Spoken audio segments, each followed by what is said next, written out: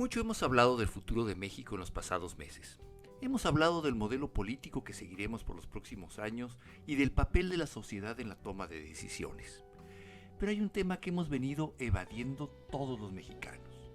Tenemos pendiente una reflexión profunda en torno al modelo educativo que tenemos y el que queremos tener. Quizá pocos temas han sido tan sensibles en los últimos años como la educación en nuestro país. Todos coincidimos en que la educación es el motor del cambio, de un cambio profundo y permanente, el cambio que necesitamos para construir nuevas oportunidades de las próximas generaciones. Pero también es un tema que nos ha dividido y polarizado profundamente. Por eso me encuentro hoy con Patricia Vázquez del Mercado, directora ejecutiva de Mexicanos Primero, quienes han hecho de la educación y su seguimiento puntual una vocación permanente.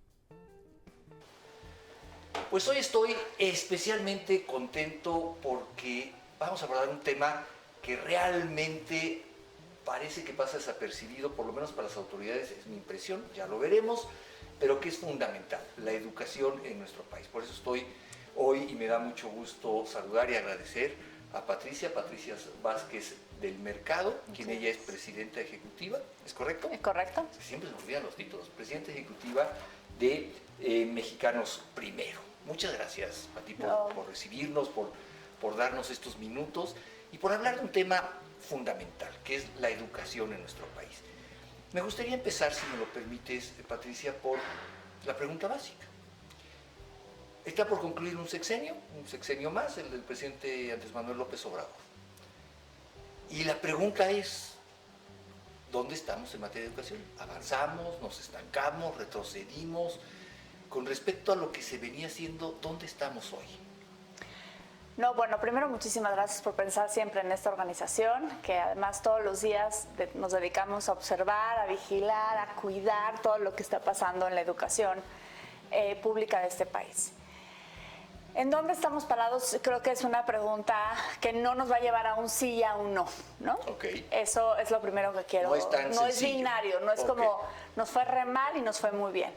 Y voy a empezar por un tema de contexto que siempre me gusta mucho abordar en las entrevistas, que tiene que ver con una pandemia, ¿no? Yo creo que hemos tenido en los últimos 100 años de la educación en México, pensemos desde la época de Vasconcelos, retos distintos en la educación, gobiernos mucho más continuos, gobiernos que apostaron por unas políticas educativas muy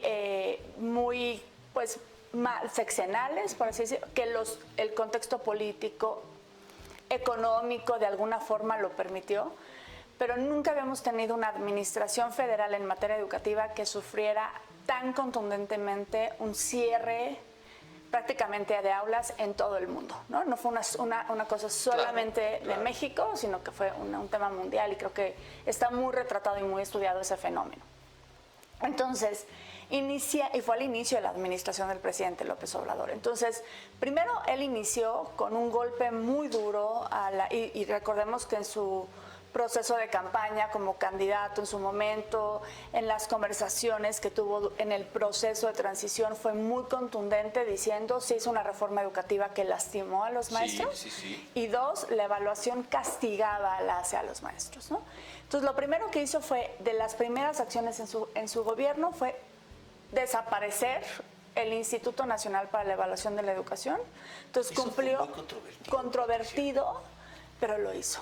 Y lo peor es que tuvo la mayoría para hacerlo, ¿no? Es decir, México había estado construyendo los últimos 18 años una política de evaluación educativa muy consistente, con sus buenas y malas cosas como todo, porque al final pues uno está también poniendo en práctica innovaciones en materia de educación. Éramos punta de lanza en la región latinoamericana en temas de evaluación educativa. ¿Sí lo éramos? Sí lo éramos.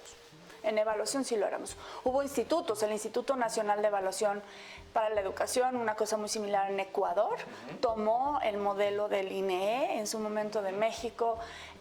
Chile mismo tiene organismos de evaluación muy consolidados que se hicieron y se acompañaron de la asistencia técnica de varias mexicanas y mexicanos especialistas en el tema. Argentina no se queda atrás, en fin, entonces sí teníamos una visibilidad en la región latinoamericana muy importante por esta capacidad de miras, es decir, y por esta visión a largo plazo de, oigan, la evaluación requiere de insumos para tomar mejores decisiones, y eso lo vamos a convertir en un instituto de evaluación autónomo, que se logró al inicio de la administración de Peña Nieto la autonomía de ese instituto, pero que el inicio del gobierno de López Obrador dijo, esto no sirve de nada, es una tragedia. Quizá no tengas la respuesta, pero tengo que preguntarte, ¿por qué? ¿Por qué esta administración le tomó tal saña al tema de la evaluación educativa? Si es como nos lo platicas, que veníamos siendo incluso ejemplares en América Latina, pues hombre, que bueno, reforcémoslo y sigamos adelante, pero pareciera que eso casi hasta los ofendió. ¿Por qué fue así? Yo creo que, a ver, muchos errores en la administración de Peña Nieto en materia de comunicación. Primero, la reforma educativa no era una reforma punitiva, aunque se entendiera así, ¿no? Déjame ponerte un ejemplo muy específico de qué se hizo y cómo se comunicó. Sí. Eran los maestros, tú eres un maestro frente a grupo y necesitamos saber cómo están tus competencias hoy para saber si puedes seguir dando clases. ¿O qué te falta para seguir Pero al sobre frente? todo, ¿qué te falta para poder seguir al frente? Y entonces podías hacerse una evaluación y bueno, decías, a ver, primera evaluación no la pasas, segunda evaluación no la pasas, tercera evaluación te muevo frente a grupo y te llevo a una tarea administrativa. Entonces, claramente, en la lógica de la construcción y de la construcción social, el sentimiento fue, me están castigando y me están quitando ese rol para el cual yo llegué al sistema, que era ser docente frente a grupo. Pero o sea, cualquiera de nosotros... A ver, pero Patricia, perdón si te voy a interrumpir. No, dale. Necesito ir entendiéndolo. Pero tenemos un problema, un vicio de fondo en ese aspecto, en el maestro frente al aula, que entiendo esta primera reforma educativa intentó subsanar, que es este tema de poder heredar las plazas magisteriales y entonces son mi patrimonio, no es un tema laboral de competencia, ¿no? Es un tema como... Y esto me parece que ya distorsionaba el sistema. Si yo puedo heredarle a mis hijos mi plaza de docente como un patrimonio propio, pues entonces ¿dónde están las competencias profesionales, humanas, pedagógicas de quien va a estar frente al grupo? No, y además, a ver, creo que tienes toda la razón y creo que por eso hubo como una batalla y una tensión de ideales, o sea, de ideales sociales, ¿no? Entonces, a ver, nosotros estamos convencidos que si nosotros salimos y le preguntamos a la persona la primera persona con la que nos topemos en la calle, ¿la educación es importante? Sí. Siempre, sí. La educación, ¿te importa tener una buena y un maestro frente a grupo para tus hijas, tus generaciones, en fin? Van a decir que sí. Sí. Oye, pero si ese maestro que está frente a grupo compra, venda vende o heredó su plaza, ¿qué piensas? Ya empieza como un poco a tambalear, ¿no? Es decir, yo sé que caemos en un lugar muy común cuando hacemos la comparación con salud, pero yo siempre les decía, si ustedes van a un hospital en emergencia, ¿les gustaría que los atendiera un médico que compró, vendió o heredó su plaza sin tener la formación? El 99% de las personas que les pregunto dijeron que no. Pues es un poco lo mismo, ¿no? Aquí un poco cuidamos la vida, pero aquí formamos el futuro de un país, ¿no? Claro.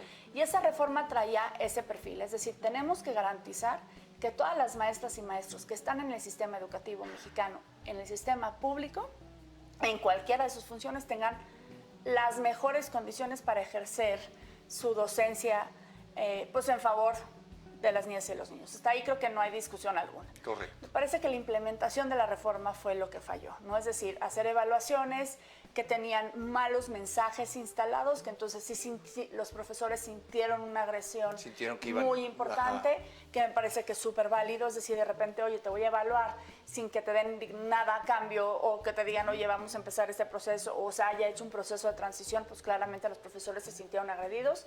Y me parece que es válido el sentimiento, pero me parece un grave error la manera en la que se implementó la reforma. Ahora, yo hay cosas que me parece que en el mundo laboral, en general, son así. Es decir, este programa que tú me haces favor de hacer hoy, pues si baja de rating, pues me lo quitan, ¿no?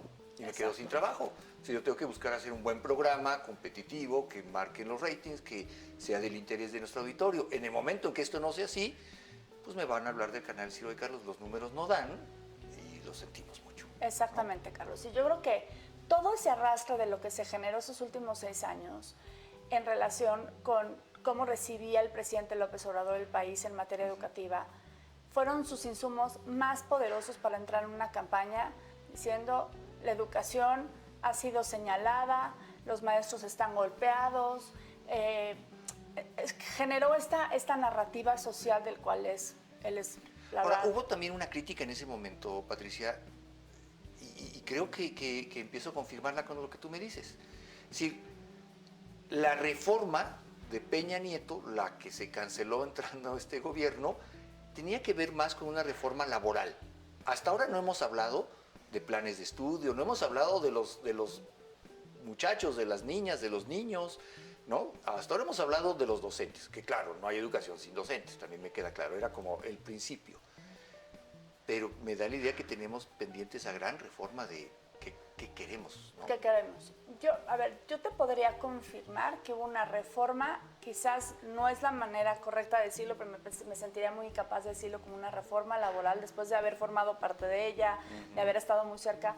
Me parece que era una reforma administrativa a las condiciones de formación de los profesores, ¿no? Porque la verdad es que todo lo demás laboral no se tocó, ¿no? Claro. En realidad las negociaciones salariales tuvieron como nunca antes La una reconcentración antigüedad, federal. las prestaciones. Todo eso por supuesto que fue intacto, ¿no? Pero me parecía que lo más importante era, la única premisa era garantizar que la mejor persona frente a grupo es el mejor perfil que se merece cualquier niña y cualquier niño, tu hija, mi hija, nuestros niños. Ahí estamos todos de Y ahí acuerdo, estamos todos sí. de acuerdo. Ahora, sí hay una conversación muy pendiente y me encanta que lo traigas aquí porque la reforma educativa, y yo siempre lo discutí mucho con estos tomadores de decisiones en su momento, no hay reforma educativa si no nos movemos a pensar en una reforma administrativa del sistema educativo mexicano. Claro. ¿No? Y entonces, ¿eso qué significa? Pues no significa movernos en las negociaciones salariales, que esa es una cancha bastante compleja, ¿no? Pero, ¿qué tenemos que hacer para que administrativamente todo el sistema educativo público funcione al pie de la letra? Y entonces te voy a poner ejemplos. Las contrataciones de los nuevos maestros. ¿Cómo hacemos para que tengamos a los mejores perfiles, que eso ya lo votamos, pero para que lleguen a tiempo al aula más lejana del país? Es un reto brutal. A ver, eso se cuenta que es pedirle, o sea, un milagro al sistema, ¿no? Okay. Porque el sistema trabaja en unos tiempos distintos al ciclo escolar, ¿no? Tenemos un sistema educativo que se empareja al sistema, al ciclo fiscal en la asignación de presupuesto, pero que en la asignación de maestros trae otra dinámica, entonces no pasa nada que lleguen tarde los maestros al aula porque el proceso de contratación va muy disparejo de lo que realmente nos ocupa, por lo menos a la organización en la que yo estoy, que es el aprendizaje, ¿no? Es decir, tú tendrías que empezar cualquier ciclo escolar el primer día, Carlos, teniendo a todos los maestros en el aula, contratados con todos sus materiales educativos a tiempo, ¿no? Claro. En las mejores condiciones de aprendizaje. Es decir, hoy tenemos un sistema educativo, y esa es una gran deuda del presidente López Obrador, donde seguimos teniendo más de 50,000 escuelas sin agua, donde tenemos las noticias, nos dicen hay problemas de drenaje, donde tenemos que cerrar las escuelas porque se inundó la colonia, porque se cayó el techado, ¿no? En lugares como Baja California, que hay 40 y tantos grados de temperatura, pobres niños, ¿no? Entonces, todo eso es parte de una reforma administrativa. O sea, sí necesitamos plantear esas condiciones para que entonces el aprendizaje se dé. Desde una óptica muy respetuosa al trabajo de las maestras y de los maestros de México, Carlos, me parece que a pesar de estas condiciones atropelladas de llegar tarde, de no tener los libros de texto gratuito a tiempo, de que no tengamos un currículum y demás, las escuelas se abren todos los días en este país.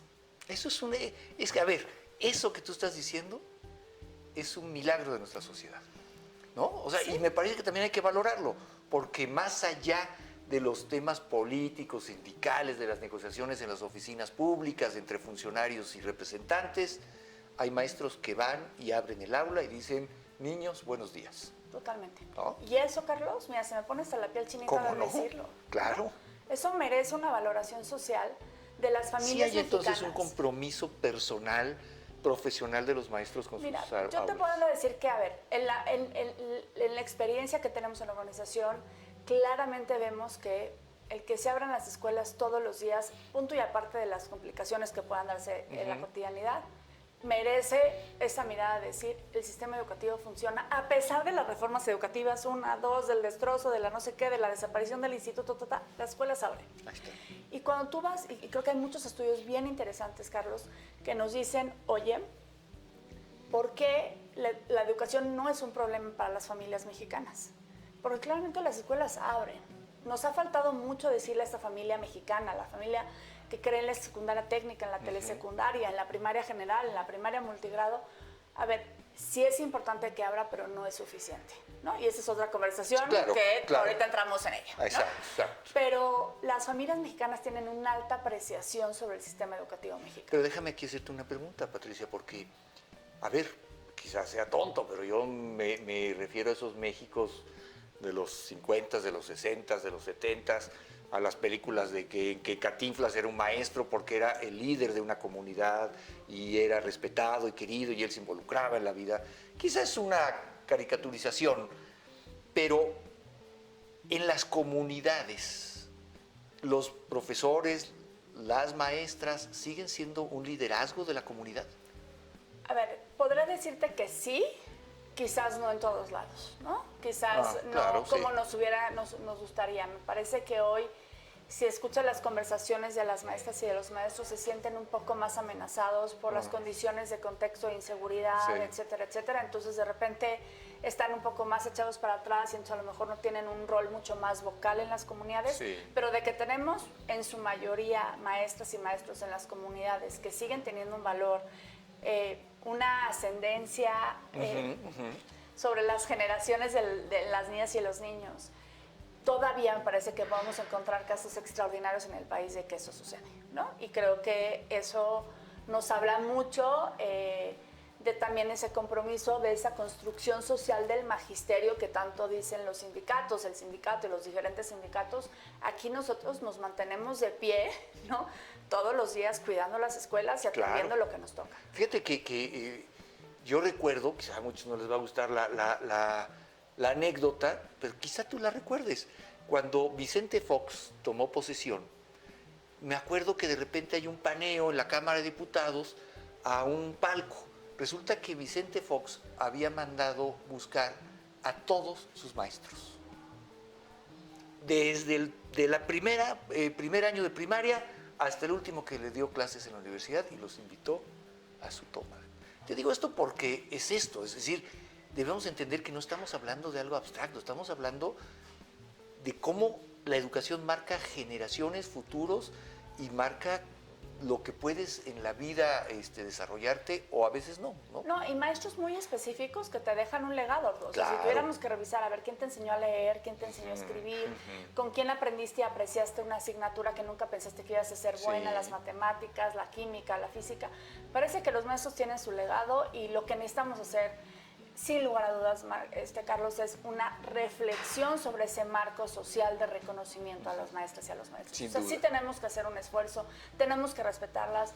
Yo sé que es muy difícil, que a veces podemos tener encuentros importantes con los maestros propios de nuestros hijos, pero al final, si tú no valoras un maestro y no entiendes que es el formador del futuro de tu país, me parece que no estamos entonces entendiendo nada, ¿no? Tenemos que darle, en serio, una nueva... Y esa es un poco la dinámica con la que entró el presidente, ¿no? Entonces, ahí podemos estar de acuerdo tú y yo, ¿no? Esa era la intención de la contrarreforma educativa. De la contrarreforma, de ir a la revalorización. Vamos a revalorar al maestro. ¿No? Claro, porque sentían que lo otro era muy técnico. Muy técnico, muy sobre una evaluación, muy sobre... algo sentado más desde la política macro, ¿no? Desde lo que nos dice el estado del arte, del neoliberalismo del mundo. Y esto de números, tablas, objetivos. ¿No? Muy bien. Pero bueno, así empezó el presidente, ¿no? Con esa historia de todo lo que estamos diciendo, ganó la batalla social, la gente votó por él porque creía, por supuesto, que merecía que esa reforma se tenía que destruir. Y entonces destruye todo alrededor de la reforma, destruye el Instituto Nacional para la Evaluación de la Educación, destruye, por supuesto, me empiezan nombramientos en la Secretaría que eran mucho más del corte sindical, contrario a lo que normalmente habíamos visto en los últimos años. Entonces empieza nos fuimos una conversación al otro lado, ¿no? encontramos un medio. No encontramos un medio. Y entonces le cae la pandemia, ¿no? Ahí. Entonces tú imagínate No, esta batalla, además lo que siempre decimos quienes estamos muy cerca de los ciclos escolares y de las dinámicas de las políticas educativas, el tiempo es muy corto. O sea, tú no puedes hacer un cambio en el sistema educativo mexicano pensando que lo vas a hacer en 2 años o en 6, ¿no? Me parece que una gran falla del presidente López Obrador es haber logrado, es decir, esta destrucción, ¿no? Y anunciarlo como un logro, pues, o sea, haber Sí, hecho claro. no, me parece que estamos mal, o sea, me parece que no fue un logro, pero haber anunciado ese cambio. Pero el otro lado tuvo la oportunidad, como lo tiene cada presidente, de poner una agenda a largo plazo en educación. Y se quedaron acciones ¿No hubo cortitas. una agenda de largo plazo? No, me parece que, a ver, yo te diría, la apuesta fue, destruyamos todo lo que no nos sirvió, ya lo hicimos. Segundo, Pero que sí venía sirviendo, de alguna manera. yo creo que hay cosas muy valiosas del sistema educativo mexicano. Porque es que, Pati, perdóname, a estas alturas si vamos a destruir cada ciclo, pues ya nos pasó y ya hablamos de destruir aeropuertos, pero ahora de destruir instituciones que evalúan el avance de la educación. Vamos, todo es perfectible, eso me queda muy claro, pero tener que empezar de cero otra vez. Pues prácticamente esa fue la intención del presidente en materia educativa, volver a empezar a hacer eso. Entonces, otra vez implica una nueva reforma educativa, ¿no? Eso es un nuevo currículo. A la administración del presidente Peña Nieto en su momento llegaron a implementaron tarde los avances curriculares, casi al cierre de la administración, no les dio tiempo de evaluar el impacto de lo que estaban poniendo en marcha, aprendizajes esperados, pues un currículum muy alineado a las tendencias internacionales, había conceptos de creatividad más metidos, seguían respetando por supuesto las asignaturas y de repente aquí llegamos con un tema no solamente radical, sino además sí me parece que hay en la Secretaría de Educación, hacia el segundo término de la administración del presidente López Obrador, cada vez más ideología en lo que hacían, ¿no?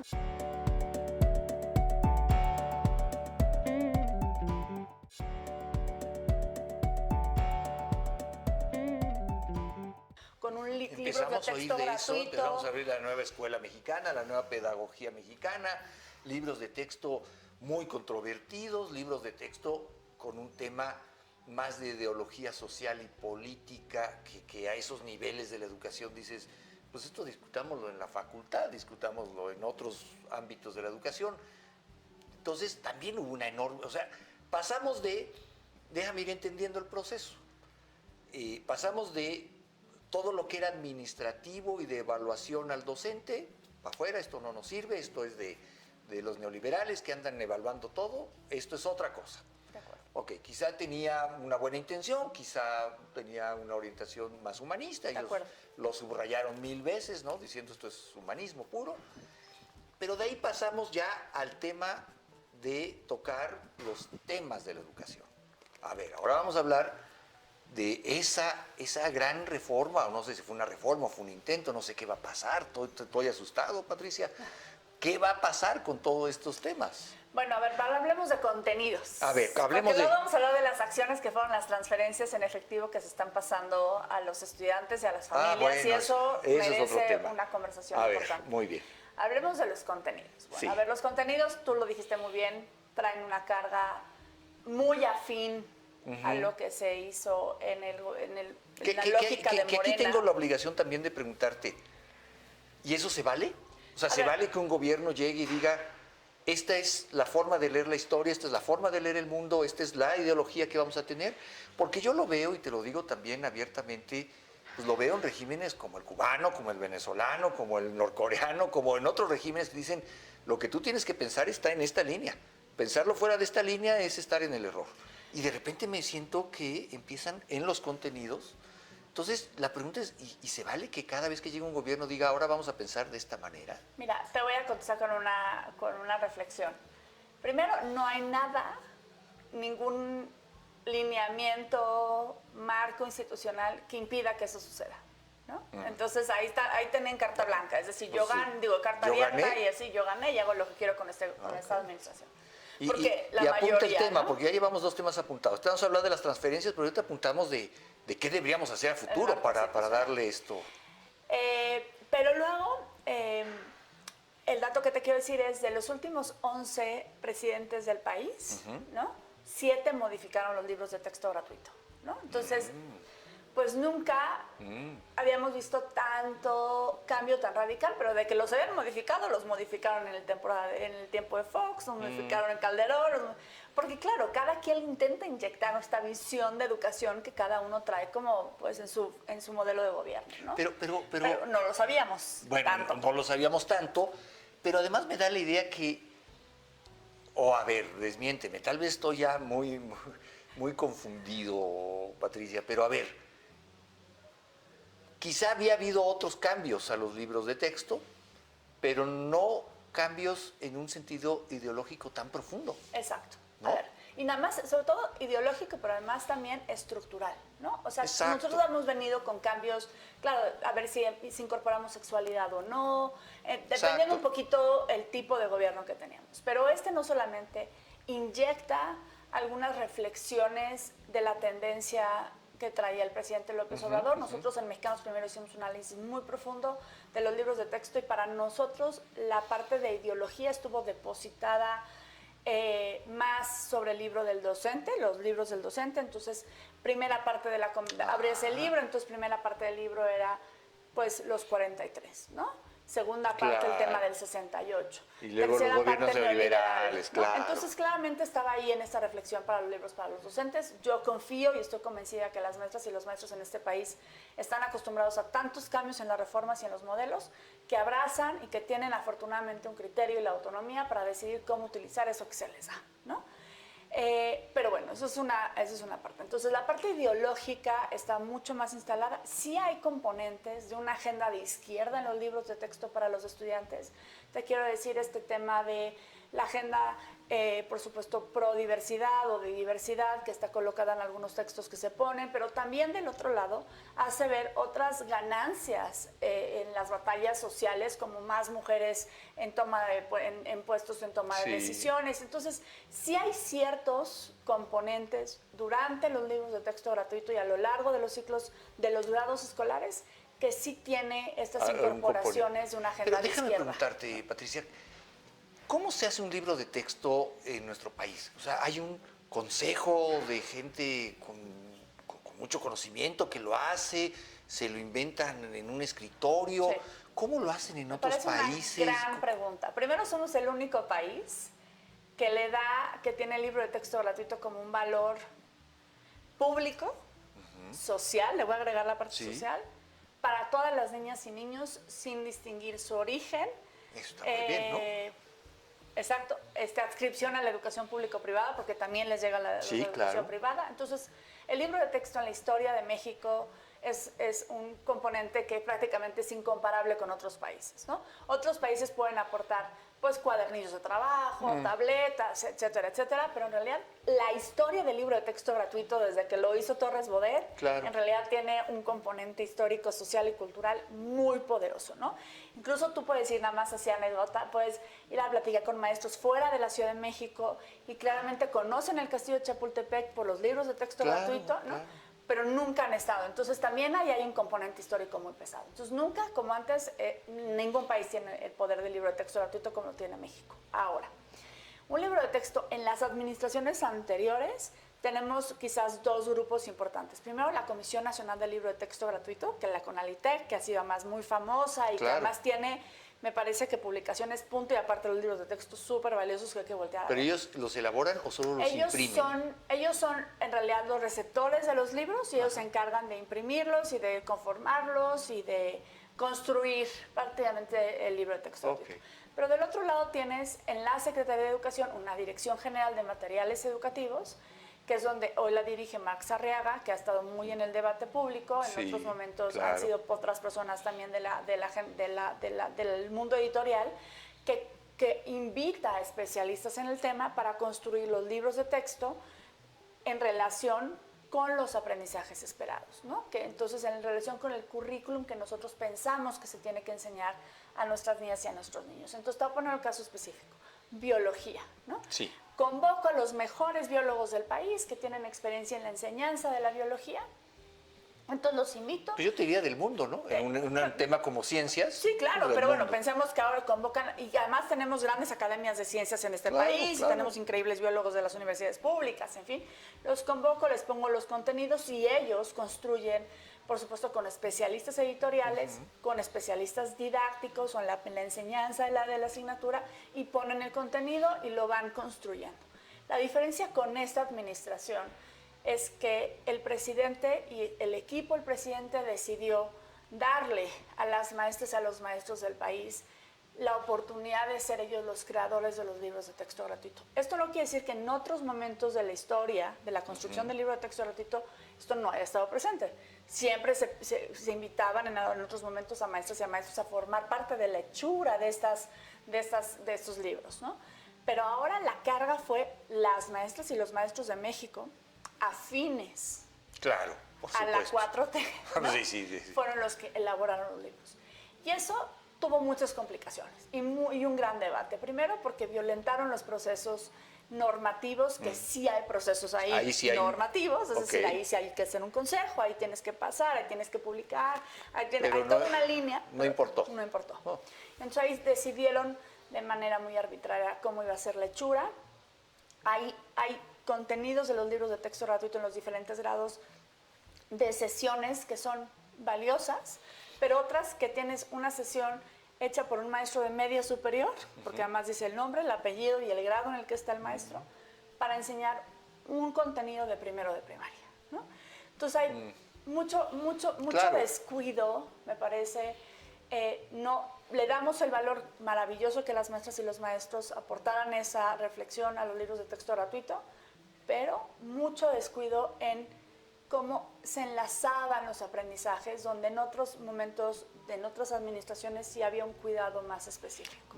Tú que eres una experta y que has estudiado esto toda tu vida, de muchos años para acá, y que has revisado los libros de texto de muchos años para acá, ¿tenemos los peores libros de texto en los últimos 30 años? No, yo creo que tenemos libros de texto que merecen tener el valor que requieren, que le dan las niñas y los niños. O sea, si tú vas a una comunidad muy alejada y el libro de texto gratuito es una cosa maravillosa en sus vidas y en las familias, ¿no?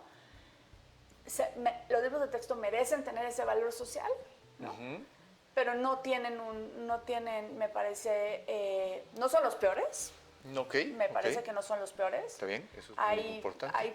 Hay sesiones que son rescatables, porque me parecería muy irresponsable si son los peores libros. No son los peores. Ok, muy bien. Pero sí me parece que necesitamos establecer una política mucho más específica de cómo se hacen los libros de texto gratuito en este país, con a más especialistas de todo el mundo, ¿no? Claro.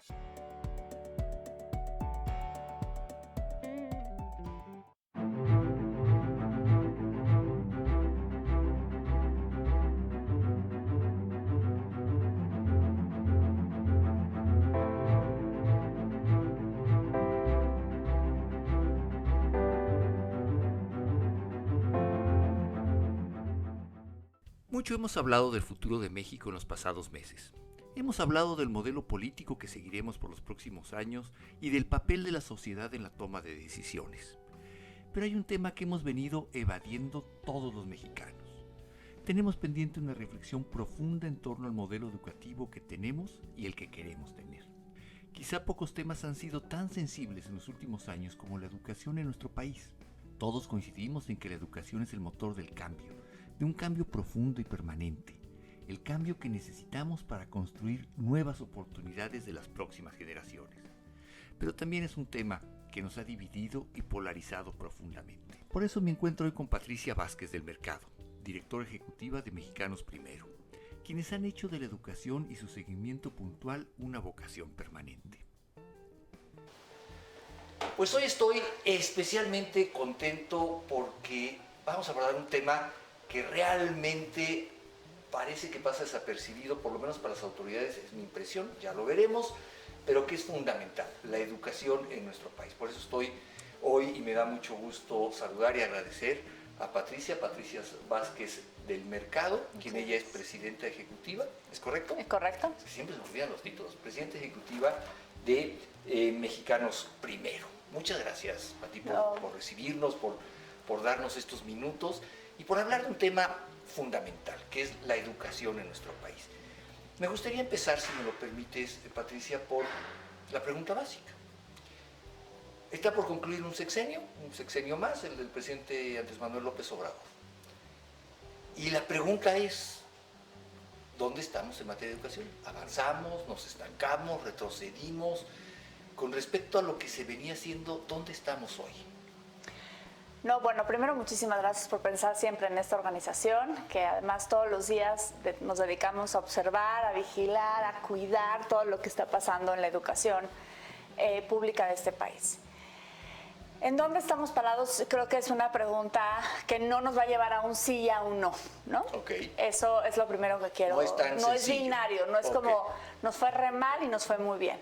Y voy a empezar por un tema de contexto que siempre me gusta mucho abordar en las entrevistas, que tiene que ver con una pandemia, ¿no? Yo creo que hemos tenido en los últimos 100 años de la educación en México, pensemos desde la época de Vasconcelos, retos distintos en la educación, gobiernos mucho más continuos, gobiernos que apostaron por unas políticas educativas muy sexenales, por así decirlo, que el contexto político, económico de alguna forma lo permitió, pero nunca habíamos tenido una administración federal en materia educativa que sufriera tan contundentemente un cierre prácticamente de aulas en todo el mundo, ¿no? No fue una cosa solamente de México, sino que fue un tema mundial y creo que está muy retratado y muy estudiado ese fenómeno.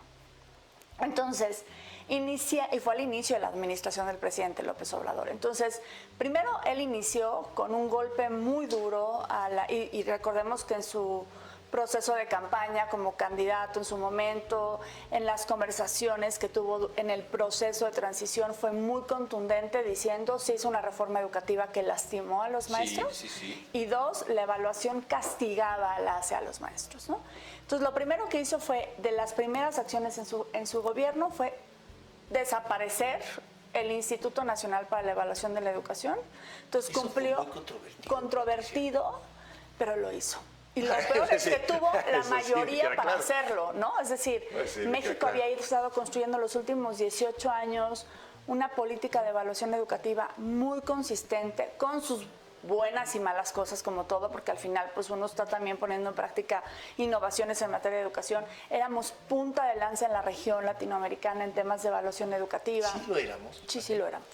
En evaluación sí lo éramos. Hubo institutos, el Instituto Nacional de Evaluación para la Educación, una cosa muy similar en Ecuador, tomó el modelo del INEE en su momento de México.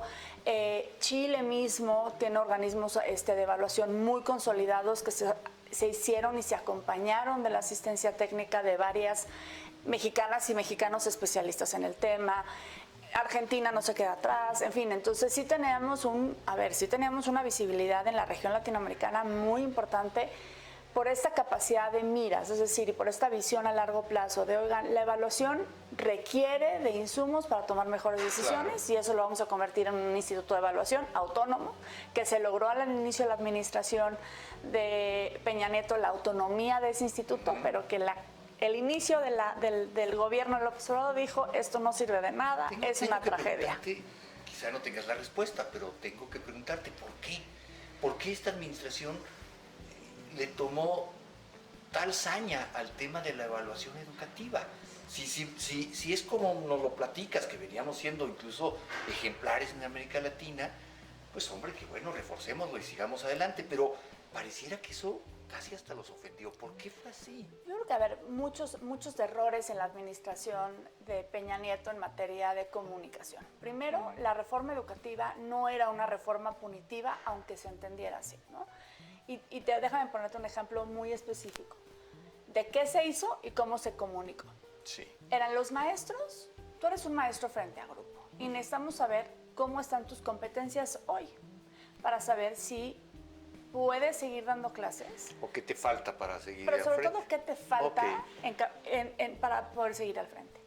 Y entonces podías hacerse una evaluación y bueno, decías, a ver, primera evaluación no la pasas, segunda evaluación no la pasas, tercera evaluación te muevo frente a grupo y te llevo a una tarea administrativa. Entonces, claramente, en la lógica de la construcción y de la construcción social, el sentimiento fue: me están castigando y me están quitando ese rol para el cual yo llegué al sistema, que era ser docente frente a grupo. Pero, o sea, cualquiera de nosotros... A ver, pero Patricia, perdón si te voy a interrumpir. No, dale. Necesito ir entendiéndolo. Pero tenemos un problema, un vicio de fondo en ese aspecto, en el maestro frente al aula, que entiendo esta primera reforma educativa intentó subsanar, que es este tema de poder heredar las plazas magisteriales y entonces son mi patrimonio, no es un tema laboral de competencia, ¿no? Es un tema como... Y esto me parece que ya distorsionaba el sistema. Si yo puedo heredarle a mis hijos mi plaza de docente como un patrimonio propio, pues entonces ¿dónde están las competencias profesionales, humanas, pedagógicas de quién va a estar frente al grupo? No, y además, a ver, creo que tienes toda la razón y creo que por eso hubo como una batalla y una tensión de ideales sociales, ¿no? Entonces, a ver, nosotros estamos convencidos que si nosotros salimos y le preguntamos a la persona la primera persona con la que nos topemos en la calle, la educación es importante, sí. Siempre, sí. La educación, ¿te importa tener una buena y un maestro frente a grupo para tus hijas, tus generaciones, en fin? Van a decir que sí. Sí. Oye, pero si ese maestro que está frente a grupo compra, vende o heredó su plaza, ¿qué piensas? Ya empieza como un poco a tambalear, ¿no? Es decir, yo sé que caemos en un lugar muy común cuando hacemos la comparación con salud, pero yo siempre les decía, si ustedes van a un hospital en emergencia, ¿les gustaría que los atendiera un médico que compró, vendió o heredó su plaza sin tener la formación? El 99% de las personas que les pregunto dijeron que no.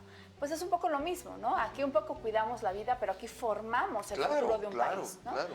Y esa reforma traía ese perfil, es decir, tenemos que garantizar que todas las maestras y maestros que están en el sistema educativo mexicano, en el sistema público, en cualquiera de sus funciones, tengan las mejores condiciones para ejercer su docencia pues en favor de las niñas y los niños. Hasta ahí creo que no hay discusión alguna. Correcto. Me parece que la implementación de la reforma fue lo que falló, ¿no? Es decir, hacer evaluaciones que tenían malos mensajes instalados, que entonces sí, los profesores sintieron una agresión muy importante, que me parece que es súper válido. Es decir, de repente, oye, te voy a evaluar sin que te den nada a cambio, o que te digan, oye, vamos a empezar este proceso, o sea, haya hecho un proceso de transición, pues claramente los profesores se sintieron agredidos. Y me parece que es válido el sentimiento, pero me parece un grave error la manera en la que se implementó la reforma. Ahora, yo hay cosas que me parece que en el mundo laboral, en general, son así. Es decir, este programa que tú me haces favor de hacer hoy, pues si baja de rating, pues me lo quitan, ¿no? Y me quedo sin trabajo. O sea, yo tengo que buscar hacer un buen programa, competitivo, que marque los ratings, que sea del interés de nuestro auditorio. En el momento en que esto no sea así, pues me van a hablar del canal Ciro y Carlos, los números no dan, y lo sentimos mucho. Exactamente, ¿no? Carlos. Y yo creo que todo ese arrastre de lo que se generó esos últimos 6 años en relación con cómo recibía el presidente López Obrador el país en materia educativa, fueron sus insumos más poderosos para entrar en una campaña diciendo: la educación ha sido señalada, los maestros están golpeados, generó esta narrativa social del cual él es la Ahora, verdad. hubo también una crítica en ese momento, Patricia, y creo que empiezo a confirmarla con lo que tú me dices. Es decir, la reforma de Peña Nieto, la que se canceló entrando a este gobierno, tenía que ver más con una reforma laboral. Hasta ahora no hemos hablado de planes de estudio, no hemos hablado de los muchachos, de las niñas, de los niños, ¿no? Hasta ahora hemos hablado de los docentes, que claro, no hay educación sin docentes, también me queda claro, era como el principio. Pero me da la idea que tenemos pendiente esa gran reforma de qué queremos, ¿no? ¿Qué queremos? Yo te podría confirmar que hubo una reforma, quizás no es la manera correcta de decirlo, pero me sentiría muy incapaz de decirlo como una reforma laboral después de haber formado parte de ella, de haber estado muy cerca. Me parece que era una reforma administrativa a las condiciones de formación de los profesores, ¿no? Porque la verdad es que todo lo demás laboral no se tocó, ¿no? Claro. En realidad las negociaciones salariales tuvieron como nunca antes una reconcentración federal. Las prestaciones. Todo eso por supuesto que fue intacto, ¿no? Pero me parecía que lo más importante era, la única premisa era garantizar que la mejor persona frente a grupo es el mejor perfil que se merece cualquier niña y cualquier niño, tu hija, mi hija, nuestros niños. Ahí estamos todos de acuerdo. Y ahí estamos todos de acuerdo. Ahora, sí hay una conversación muy pendiente y me encanta que lo traigas aquí porque la reforma educativa, y yo siempre lo discutí mucho con estos tomadores de decisiones en su momento, no hay reforma educativa si no nos movemos a pensar en una reforma administrativa del sistema educativo mexicano. Claro. ¿No? Y entonces, ¿eso qué significa? Pues no significa movernos en las negociaciones salariales, que eso es una cancha bastante compleja, ¿no? Pero, ¿qué tenemos que hacer para que administrativamente todo el sistema educativo público funcione al pie de la letra? Y entonces te voy a poner ejemplos.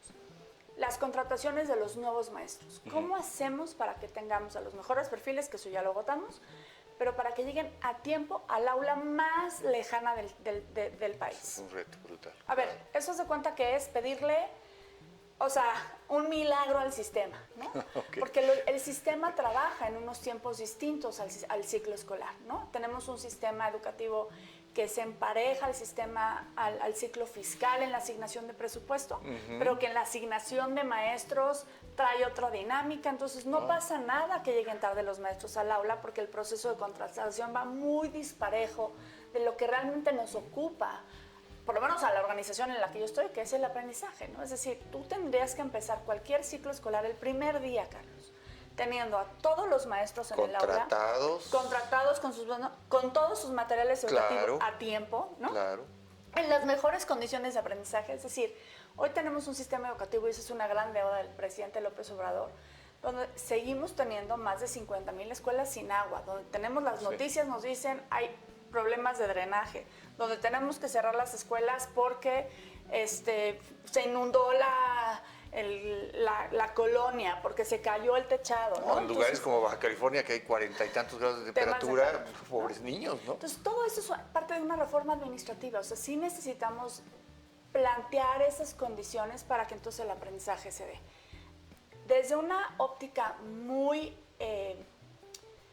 respetuosa al trabajo de las maestras y de los maestros de México, Carlos, me parece que a pesar de estas condiciones atropelladas de llegar tarde, de no tener los libros de texto gratuito a tiempo, de que no tengamos un currículum y demás, las escuelas se abren todos los días en este país. Eso es que, a ver, eso que tú estás diciendo es un milagro de nuestra sociedad, ¿no? O sea, y me parece que también hay que valorarlo, porque más allá de los temas políticos, sindicales, de las negociaciones en las oficinas públicas entre funcionarios y representantes, hay maestros que van y abren el aula y dicen, niños, buenos días. Totalmente. ¿No? Y eso, Carlos, mira, se me pone hasta la piel chinita de decirlo. Claro. Eso merece una valoración social de las familias mexicanas. Sí hay entonces un compromiso personal, profesional de los maestros con sus aulas. Yo te puedo decir que, a ver, en la experiencia que tenemos en la organización, claramente vemos que el que se abran las escuelas todos los días, punto y aparte de las complicaciones que puedan darse en la cotidianidad, merece esa mirada de decir, el sistema educativo funciona, a pesar de las reformas educativas, 1, 2, del destrozo, de la no sé qué, de la desaparición del instituto, las escuelas abren. Ahí está. Y cuando tú vas, y creo que hay muchos estudios bien interesantes, Carlos, que nos dicen, oye, ¿por qué la educación no es un problema para las familias mexicanas? Porque claramente las escuelas abren. Nos ha faltado mucho decirle a esta familia mexicana, la familia que cree en la secundaria técnica, en la telesecundaria, en la primaria general, en la primaria multigrado. A ver, sí es importante que abra, pero no es suficiente, ¿no? Y esa es otra conversación que ahorita entramos en ella, ¿no? Exacto. Pero las familias mexicanas tienen una alta apreciación sobre el sistema educativo mexicano. Pero déjame aquí hacerte una pregunta, Patricia, porque, a ver, quizás sea tonto, pero yo me refiero a esos Méxicos de los 50, de los 60, de los 70, a las películas de que Cantinflas era un maestro porque era el líder de una comunidad y era respetado y querido y él se involucraba en la vida. Quizás es una caricaturización, pero en las comunidades, los profesores, las maestras, ¿siguen siendo un liderazgo de la comunidad? A ver, podré decirte que sí, quizás no en todos lados, ¿no? Quizás no como nos gustaría. Me parece que hoy, si escuchas las conversaciones de las maestras y de los maestros, se sienten un poco más amenazados por las condiciones de contexto de inseguridad, etcétera, etcétera. Entonces, de repente, están un poco más echados para atrás y entonces a lo mejor no tienen un rol mucho más vocal en las comunidades, Sí. pero de que tenemos en su mayoría maestras y maestros en las comunidades que siguen teniendo un valor, una ascendencia sobre las generaciones de las niñas y los niños. Todavía me parece que vamos a encontrar casos extraordinarios en el país de que eso sucede, ¿no? Y creo que eso nos habla mucho de también ese compromiso, de esa construcción social del magisterio que tanto dicen los sindicatos, el sindicato y los diferentes sindicatos. Aquí nosotros nos mantenemos de pie, ¿no?